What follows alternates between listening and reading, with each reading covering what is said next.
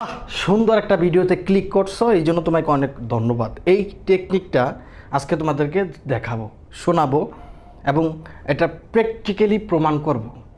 আজকে যে টপিকটা নিয়ে আলোচনা করতে যাচ্ছি তার আগে তোমাকে রিকোয়েস্ট করবো আমার চ্যানেলটাকে একটু সাবস্ক্রাইব করে রাখবা, কারণ এখন যে টেকনিকটা শেখাবো খুবই দামি, খুবই মূল্যবান।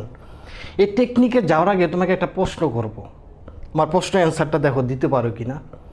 অবশ্যই সবগুলো আশা করি দিবা, একবারে তুমি 100% প্রশ্নের উত্তরগুলো দিবা। প্রথম প্রশ্ন হচ্ছে, তোমাকে যদি প্রশ্ন করি তোমার বাবা আছে, মা আছে, ধরো আছে, আল্লাহ না করুক দুনিয়াতে অনেকে চলে গেছে, ধরো আছে, বাবা আছে, মা আছে, ভাই আছে, বোন আছে, ফুফা আছে, খালু আছে, জেঠা আছে, জেডি আছে, পাড়ার কিছু আত্মীয় স্বজন আছে, কিছু ক্লোজ আত্মীয় স্বজনও আছে, আছে না? অবশ্যই আছে। এখন তোমাকে আমি যদি প্রশ্ন করি তুমি কি প্রত্যেকের নাম জানো, তুমি এক উত্তরে বলবা হ্যাঁ আমি অবশ্যই প্রত্যেকের নাম জানি।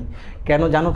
কারণটা কি বলতে পারবা? কারণ হচ্ছে এই মানুষগুলা তোমার কাছাকাছি থাকে, প্রতিদিন দেখা হয়, কথা হয়, তাদের কখনো ভুলবা না। অর্থাৎ মৃত্যুর আগ পর্যন্ত এই মানুষগুলো ছাড়া তুমি চলতে পারবে না। অর্থাৎ যে কেউ জিজ্ঞাসা করলে তাদের পরিচয় কি, কোথায় কী করে না করে সব কিছু, এমনকি তাদের ডিটেলস পর্যন্ত তুমি এক এক করে সবার নাম পরিচয় দিতে পারবা কে কী করে।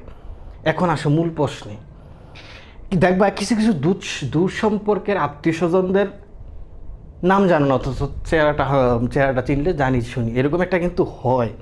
সেটা আমার ক্ষেত্রে, তোমার ক্ষেত্রে, সবার ক্ষেত্রে হয়। এখন তোমার মূল প্রশ্ন যেটা আমি ভিডিওটা চালু করছি যে কারণে, সেটা হচ্ছে ঠিক সেম পড়াশোনার ক্ষেত্রটা কিন্তু এরকম।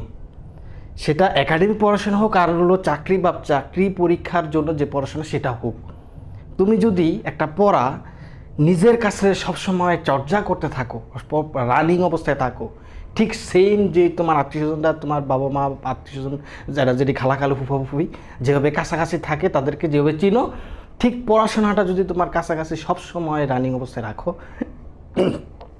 ঠিক এইভাবেও তাদেরকে কখনো ভুলবা না, ওই পড়াগুলো কখনো ভুলবা না। ঠিক যে সময় তুমি অফ করে দাও, অর্থাৎ বিরতি দিয়ে দাও, লম্বা বিরতি, ও যে দুধ সম্পর্কে আত্মীয়ের মতো চেহারাটা যেন নাম জানো না, এইটা কি কনফিউশন, দ্বিধাদ্বন্দ্বের মধ্যে পড়ে যায়। ঠিক সেম অবস্থা কিন্তু এই পড়াশোনাটার মধ্যে এরকম। তুমি যদি বারবার রিভিশন করো, বারবার চর্চা করো, বারবার দেখবে, কখনো ভুলবা না। তুমি প্রত্যেকটা পরীক্ষায় স্ট্যান্ড করবা, ভালো রেজাল্ট করবা, তারপরে জব তো তোমার পিছিয়ে